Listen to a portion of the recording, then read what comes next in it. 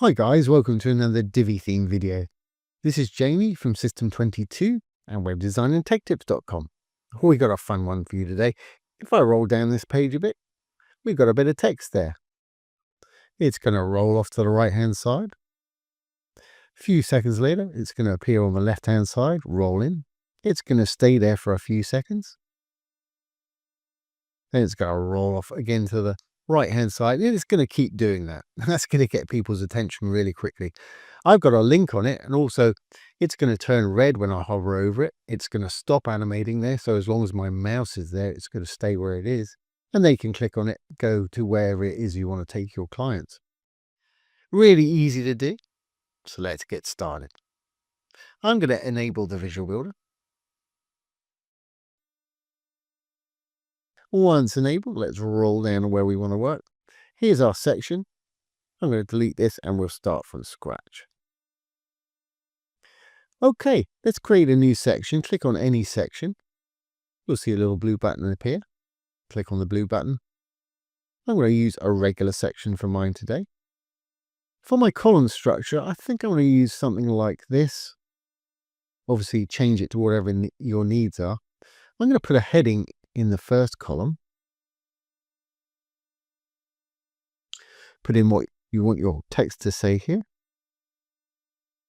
And we'll style this in a minute, obviously. To style it, I'm just going to go down, click the little pencil associated with it. It'll take us straight to the styling. I'm going to capitalize it. I'm going to make it bold. And of course, you can change your font up here to anything you want. Just roll over. It'll give you an example of those there. I'm going to leave mine on the default for this today. Great. Let's make it blue. I'm actually going to align it on the right. Perfect. I'm going to leave that there for the moment. I'm going to go into my next column here. I'm going to hit the little dark plus to add a new module. I'm going to throw an icon module in. Of course, you can throw anything in you want. I thought that car was quite effective though, so let's throw something in there. I think I'll just do the search for car. There he is. I'll pop him in there. I'm going to go over to my design. My icon here. I'm going to make it the same color as the text. I'm going to take it down perhaps to about 40 pixels. Again, of course, you want to adjust this to taste. Alignment wise, I'm going to bring it closer to the text by aligning this one left. Now we still got quite a gap there. That's because we've got some gutters on our row here. I also want to make this text more central, slightly lower down in other words. We can do that with line height right here. If we go back into our text module, or our heading module I should say. I'm going to hit the pencil again. We can change our line height by just rolling down a bit. Here's the line height. You'll notice if I slide it up to the right, that text is going to drop down a little bit. That's about where I want it, just there. Perfect. I do want that car a little bit closer to the end of this. So actually, while we're in the heading settings, I'm going to create a hover effect so it actually changes red when they hover over it. Just a little interaction will make them realize there's something happening. So hover up over the heading text color that we made blue there. Click on the little arrow. Once you do, there's going to be two little tabs. Desktop's when the mouse is not on it. Hover, obviously, is when the mouse is on it. I'm going to change the color here to red when the mouse is on it. Fantastic. Let's switch back to desktop view. Okay, what I want to do now is tighten this up a little bit. So I'm going to save my headings settings. I'm going to go into the row that it's actually sitting in. Green tab for the row. To tighten this up, I'm going to adjust the guttering. Guttering is the space beside and below elements. If we go into design, sizing, use custom gutter width, I'm going to float that down to 1, and they're actually touching there. I can add a little bit of padding to the left of that. We could try it at 2, see what that looks like. No, it's still a little bit far away from me. So I'm going to leave it like that. I want to go into my little icon here. I'm just going to give it a bit of space on the left using padding. Design, padding and margins, always under spacing under the design tab. Let's try giving it padding left. 10 pixel probably do it. Just put in the 10, it'll put in the PX for you. Yeah, I think that's going to work for me. Perfect. To make this stand out a little bit more, I'm going to put a dark color in the section it's sitting in. Blue tab for a section. If you just click anywhere, blue tab. I'm going to make a dark color here by going into background, which is always under content. I'm going to hit the little 3 dots to bring up the palette. Let's use my 2424 I used last time. Great. A little bit too deep for me. I wanted a little skinnier for that width. So let's go over to our spacing again, and we'll take the padding away. To do that, here's the padding, top, just put a 0 in there. Again, it'll put in the pixels for you. Hit the chain, it'll do the bottom too. Fantastic. Now it looks like it's slightly higher than it wants to be there. We've got more space on the bottom than the top. And I think we'll need to go into the row to adjust that. And we're going to need to go in there to create our animation anyway. So let's save the section settings. We're going to go back into the row, green tab. I'm going to go back over to our spacing in design here. And let's have a look. Padding bottom, let's try giving it 20 pixels. It looks like there's about 30 there. So let's try 20. Yeah, I think that's about right for me. It looks fairly central. Obviously, adjust it to taste. You can increment out up and down with the little arrows there if you want to fine tune.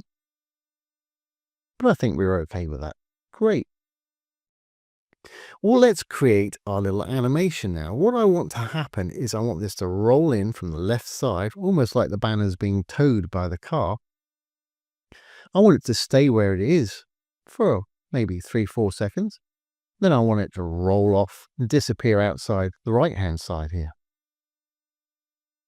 Now, because we're going to actually push this outside of our page, if you like, we need to hide the overflow on the section. I'll do that in a moment. So once in the row, let's just move this across. Let's pull this up. I can zoom in a little bit. In the row, we're going to go to our advanced. We're going to go to custom CSS. We're going to use the freeform CSS tab. Now remember, we're in the row, so it's selecting everything in our row here. So to select this row, we need to write selector, S-E-L-E-C-T-O-R. And we can open and close some curly brackets. Inside, we can decide what we want to do with it.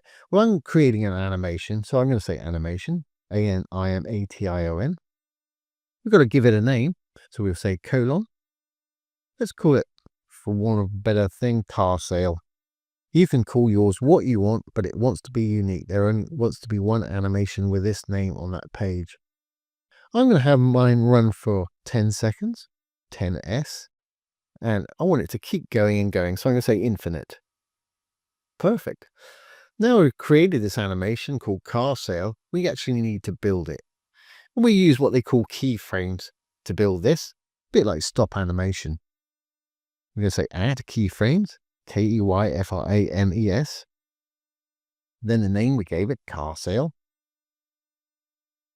Now we can open and close some more curly brackets and decide what we want to do with our 10 seconds up there. So at 0%, 0 in the percent sign, well, some more curly brackets. I want it to start off invisible on the left-hand side of the screen. So I'm going to use some translate for that, which is basically move. So we'll say transform, colon, translate. We're going to translate around the x-axis. And the amount I want to translate by is going to be about probably negative 100%. So we need to open some round brackets now, right at the end with no gap after the X there. Let's try it. I'm going to say negative 100 and the percent sign. It's already started animating. I'll move this to the other side there a moment. I'm not sure it's starting as far off the screen as I want. I might need to give that... We're at 100% at the moment. Yeah, let's try 150%. That way, it should be completely invisible and then come in from that left-hand side there. There we are. Perfect. Just what I wanted. Okay. When it gets to the middle there, I want it to stay there. So I'm going to copy this first line of code here. I'm going to drop down.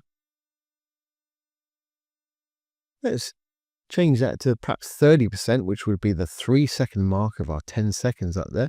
I'm going to put a 0 in there, and it should stay where it is until I tell it not to move again. So I'm going to copy that. Between 3 and 6 seconds, I just want it to stay right there. So we got 30%. Let's copy that. We'll drop down one more. I'm going to change that to 60%.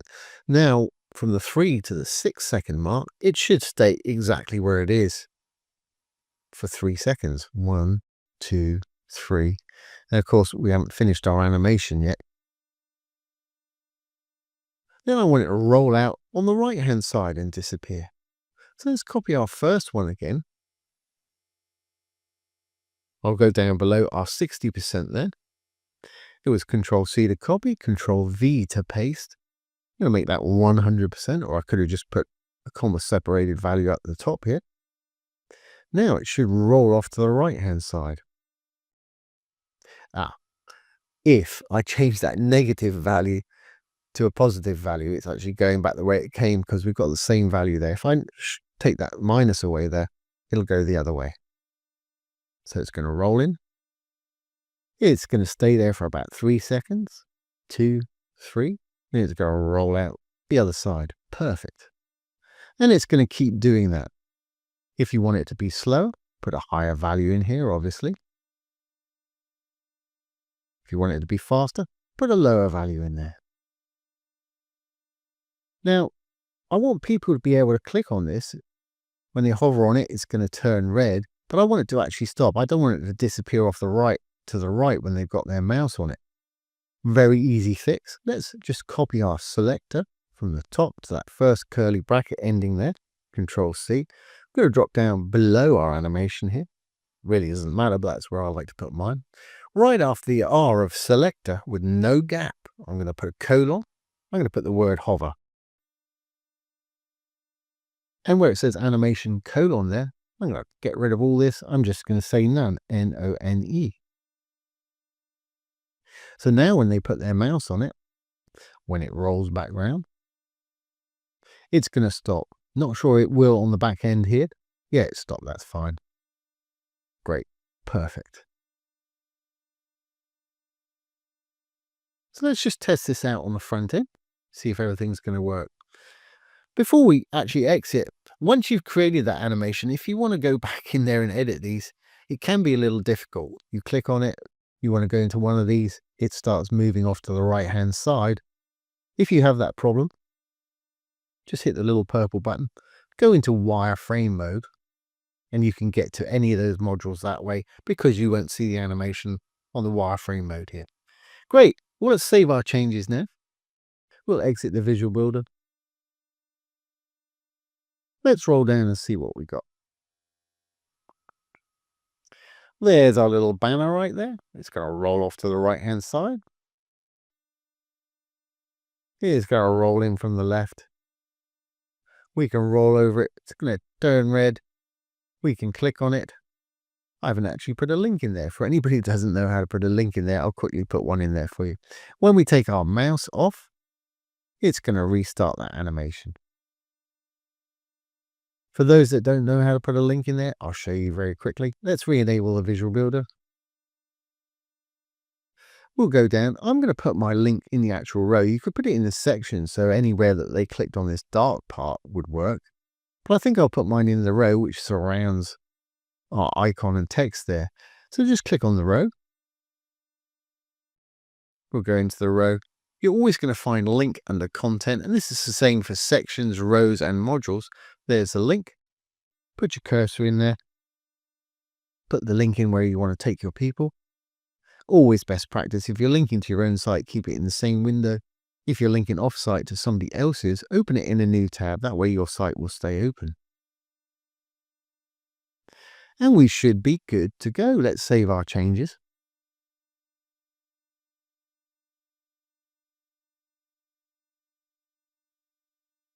And exit the Visual Builder. Roll on down.